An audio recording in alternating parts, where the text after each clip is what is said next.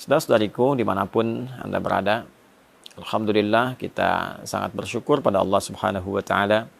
Tahun ini kita kembali diberikan kesempatan untuk mendapati, menemui, dan memaksimalkan potensi kita untuk beribadah di bulan Ramadan yang penuh dengan berkah, penuh dengan limpahan kasih sayang Allah Subhanahu wa Ta'ala, yang tidak semua hamba-hamba Allah mendapati kesempatan yang sangat berharga, istimewa, dan membahagiakan ini. Untuk itu, penting kiranya kita mengetahui beragam keistimewaan dimaksud, sehingga dengan itu memberikan motivasi yang besar dan mendalam kepada kita untuk menyusun strategi, menyiapkan kurikulum amal, sekaligus memotivasi diri kita untuk senantiasa bersemangat dalam menjalankan semua kurikulum amalan yang telah kita dapati itu. Teman-teman, dimanapun Anda berada, di antara keistimewaan Ramadan yang tidak bisa ditandingi, sulit didapati di waktu-waktu lainnya, adalah berlimpahnya anugerah Allah Subhanahu wa Ta'ala, yang di antara sekian banyak anugerah itu adalah ampunan Allah yang ditebarkan kepada seluruh hamba-hambanya tanpa kecuali dan mencakup semua jenis dan ragam dosa yang pernah dilakukan oleh seorang hamba. Terkait dengan ini, Nabi SAW memberikan kabar gembira sekaligus penguatan akan hal dimaksud, dan didokumentasikan penguatan ini oleh Al-Imam Al-Bukhari juga Al-Imam Muslim, khususnya dalam kedua kitab sahih mereka. Di Al-Bukhari misalnya nomor hadis ke-38, pun demikian Imam Muslim menyantumkan dengan redaksi yang serupa di nomor hadis 760. Keduanya mengambil riwayat dari sahabat Abu Hurairah Abdurrahman bin Sakhr radhiyallahu taala anhu dari Nabi sallallahu alaihi wasallam, beliau bersabda, "Man shama Ramadhana imanan wa ihtisaban, ghufira lahu ma taqaddama min dhanbi." Man, siapapun, mencakup laki-laki, perempuan, besar, kecil, tua, muda, apapun profesinya. Dan ini sifatnya secara personal. Ketika disebutkan man, artinya menunjuk secara personal. Dan dia memiliki juga keumuman makna. Artinya, berlaku secara personal, namun dibuka umum bagi siapapun. Baik laki-laki, perempuan, dengan segala sifat yang telah tadi kami sebutkan. Artinya peluang ini seakan-akan Nabi memberikan beritanya secara personal kepada kita. Wahai Adi Hidayat, wahai fulan, wahai fulana, man shama Ramadhana, siapapun di antara Anda yang mampu menunaikan puasa Ramadan. Perhatikan kalimatnya, kata puasa dimaksud, sama diikat dengan waktu Ramadan. Jadi tidak ditemukan di waktu-waktu yang lain. Tidak di puasa Rajab misalnya, tidak di puasa Sya'ban misalnya, tidak di bulan hurum-hurum yang lain, tidak di puasa Arafah, tidak di puasa Asyura dan yang lainnya, tidak di Ayyamul Bid, tidak di hari Senin dan Kamis. Ini hanya khusus mencakup di bulan Ramadan. Man shama Ramadhana, siapapun yang mampu menunaikan puasa Ramadan. Dan kita ketahui Ramadan itu jumlahnya selama sebulan. Ya, di Al-Baqarah ayat 185 jelas Allah menggabungkan kata syahr yang menunjuk pada waktu selama sebulan dengan kata Ramadan dalam momentum penurunan Al-Quran. Syahrul Ramadan alladzi unzila fihi Al-Quran. Di bulan Ramadan itu yang diturunkan Al-Quran di dalamnya, itulah kemudian waktu yang menjadikan kita wajib menunaikan puasa selama sebulan penuh. Artinya dalam konteks menunaikan puasa ini, di bulan Ramadan ini, waktunya terbentang selama sebulan. Siapapun yang mampu menunaikan puasa Ramadan, dari hari pertama, hari kedua, sampai yang terakhir selama sebulan. Dengan catatan, imanan wahtisaba. Imanan, ia kerjakan karena imannya, karena keikhlasannya pada Allah Subhanahu wa Ta'ala, keyakinannya untuk menyembah, mengagungkan dan menaati perintah Allah Subhanahu wa Ta'ala. Karena kalimat iman itu sandingannya adalah amal saleh. Jadi begitu disebutkan iman, pembuktiannya amal saleh. Misal Quran surah 103, wal 'asr innal insana lafi khusr illa alladziina amanu wa 'amilus shalihat. Jadi untuk menunjukkan seseorang beriman itu, maka pembuktiannya lewat amal saleh. Ya, pengertian terbaliknya, mafhum mukhalafahnya, ketika seseorang menunaikan amal dan disebut dengan saleh, maka tujuan utamanya adalah untuk membuktikan keimanannya. Kepada siapa? Kepada Allah. Jadi bukti iman itu adalah taat. Taat itu wujudnya adalah amal soleh. Perbuatan kita yang ditujukan karena Allah subhanahu wa ta'ala.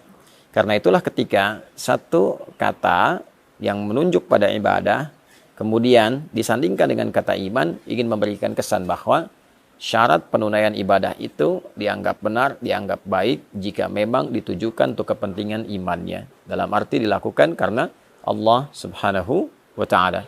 Karena kalimat iman pertama dalam Al-Quran dan disifati dengan kata ghaib, wujudnya adalah penyembahan dalam bentuk salat. Al-Baqarah ayat ketiga, alladzina yu'minuna bil ghaibi wa yuqimunas salat. Itu orang-orang takwa itu orang yang mampu mengimplementasikan imannya ketika dia yakin pada Allah walaupun belum tampak dalam pandangannya, lalu dia buktikan keyakinan yang kuat itu dengan cara menyembahnya melalui salat. Maka dari itu ketika puasa diikat dengan kata iman, ini ingin memberikan kesan batasan bahwa orang-orang yang akan mendapatkan jaminan keistimewaan di bulan Ramadan ini adalah syarat pertamanya dia menunaikan puasanya hanya karena Allah, untuk membuktikan keimanannya kepada Allah. Itulah sebabnya pembuka kewajiban puasa ayatnya diawali dengan kata panggilan iman. Ya ayyuhalladzina amanu. Al-Baqarah ayat 183. Hai semua orang yang telah menyatakan beriman. Kutiba alaikumussyam. Dengan imanmu itu diwajibkan engkau mengimplementasikannya dengan cara menunaikan ibadah puasa di bulan Ramadan. Karena itulah kemudian penunaian puasa ini bukan hanya dikerjakan karena orang lain berpuasa. Bukan hanya dikerjakan untuk membuat sebuah status di lingkungan kehidupan sosial. Bukan hanya dikerjakan motivasinya untuk mendapatkan bukaan. Ya kalau niatnya dapat dunia, dapat dunia. Saya pengen buka di masjid yang ada bukaannya mewah, ada takjilnya, ada sahurnya. Ya, secara adat sah dilakukan. Tapi secara timbangan fikih, dia hanya akan mendapatkan bagian bukaannya saja. Dia dapat makan, dia dapat minuman, tapi potensi keistimewaan yang mungkin dia bisa dapatkan sangat tipis kemudian untuk bisa dia raih. Syarat pertama. Yang kedua, wahtisabah. Ada iringan evaluasi diri. Ada muhasabah di dalamnya. Ada harapan mendapatkan pahala dari Allah subhanahu wa ta'ala. Jadi yang dia harapkan ridha Allah, yang dia harapkan adalah Allah senang dengan puasanya. Lalu dia iringi dengan evaluasi diri dalam setiap puasa. Apa yang menjadikan selama ini belum kenal Allah? Kenapa selama ini imannya tidak terasa kuat? Kenapa selama ini ketika Allah panggil, rasa-rasanya telat untuk merespon? Dia evaluasi dari ujung kepala sampai dengan ujung kakinya. Maka ketika seorang menunaikan puasa dan dia kerjakan karena Allah, dia tinggalkan makannya lillah karena Allah. Bukan karena sekedar hanya ikut orang tren puasa. Dia tinggalkan minumnya karena Allah. Dia tinggalkan hubungan syahwatnya sementara waktu karena Allah. Dan dia jaga hukum-hukum Allah. Dia evaluasi dirinya. Ya, maka apa yang Allah berikan kepadanya?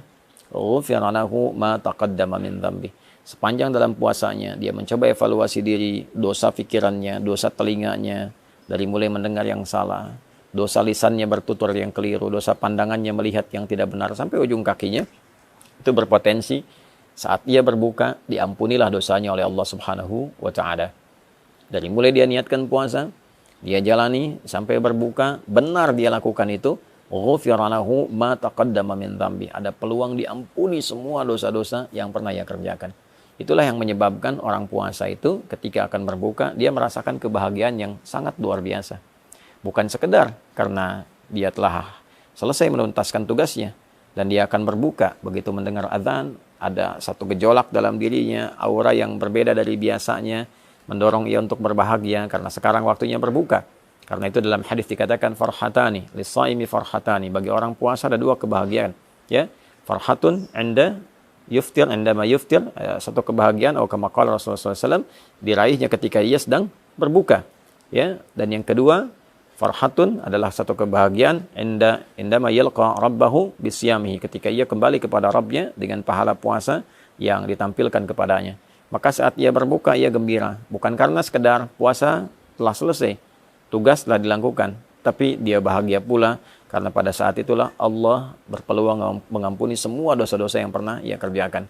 Saat ia kembali kepada Allah, dia kembali dalam keadaan bersih, pahala telah dia dapatkan dari bacaan Quran, dari sholat, dari kajian-kajian, dari tilawah dan sebagainya, sehingga dia gembira. Dan disambutlah ia saat kembali itu dengan diperintahkan untuk memasuki pintu khusus dengan pahala puasanya, yaitu pintu Ar-Rayyan. Allah Subhanahu wa taala menyampaikan kepada Nabi untuk memberikan kabar gembira. Inna fil jannati baban yuqalu Rayyan. Di surga itu ada satu pintu yang disebut dengan Ar-Rayyan. La yadkhuluhu illa shaimun. Tidak akan dimasuki oleh hamba manapun kecuali ahli puasa. Di antara ahli puasa itu ada yang menafsirkan rajin puasa, tapi juga pengertian spesifiknya adalah orang yang berhasil menunaikan puasanya yang ia kerjakan karena Allah, dan dia mengevaluasi diri seperti disifati dalam hadis Nabi sallallahu alaihi wasallam yang telah tadi diuraikan. Fa idza dakhaluhu ughliqa, kalau sudah masuk orang-orang dengan sifat ini, maka segera ditutup. Tidak ada orang lain yang bisa masuk kecuali memiliki karakter yang serupa. Jadi teman-teman, dimanapun berada, saya ingin mengajak pada diri pribadi dan kita semua untuk saling mendoakan. Dari mulai sejak awal kita menjalani ibadah puasa ini sampai ujungnya, tidak ada di antara kita yang tidak punya kesalahan. Tidak ada di antara kita yang tidak punya dosa. Yang dibawa ke akhirat bukan berapa banyak uang kita, bukan berapa tinggi status kita, bukan berapa luas ilmu kita, bukan berapa kuat tenaga kita. Yang dibawa pulang adalah timbangan antara pahala dan dosa. Berapa banyak amal salehnya, berapa banyak amal salahnya. Ketika ditimbang, apa yang bisa menutupnya? Maka kasih Allah menghadirkan Ramadan untuk kita, bukan yang lain, memberikan sebuah kesempatan yang dalam agar kita mampu memanfaatkannya dengan mengevaluasi diri dan berharap Allah membuat kita lebih baik dibandingkan dengan hari-hari sebelumnya. Nabi SAW bersabda dalam satu hadis yang didokumentasikan oleh Imam Al-Hakim An-Naisaburi dalam kitab Al-Mustadrak. Satu kali Nabi SAW bersabda, wa kama qala raghima anfu rajulin liman adraka ramadhana falam yughfar lahu. Sangat tercoreng kehormatan seorang muslim, sangat terhina, sangat jauh dari rahmat Allah seorang yang disampaikan kepada bulan Ramadan, tapi ia tak mampu mengkreasikan kesempatan yang diberikan untuk mendapatkan ampunan Allah Subhanahu wa taala.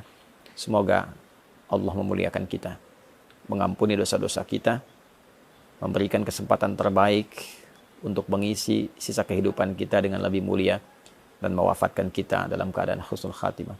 Allahumma taqabbal minna innaka antas samiul alim wa tub alaina innaka antat tawwabur rahim. Allahumma ighfir lana dhunubana ya Allah, ma qaddamna wa ma akharna, saghiran wa kabira. Allahumma rabbana atina fid dunya hasanah, fil akhirati hasanah wa qina adzaban nar. Wa sallallahu ala sayyidina Muhammad wa ala alihi wa sahbihi ajma'in. Wa akhiru da'wana subhanakallahumma rabbana wa bihamdika asyhadu an la ilaha illa anta nastaghfiruka wa natubu ilaik. Walhamdulillahi rabbil alamin. Assalamualaikum warahmatullahi wabarakatuh.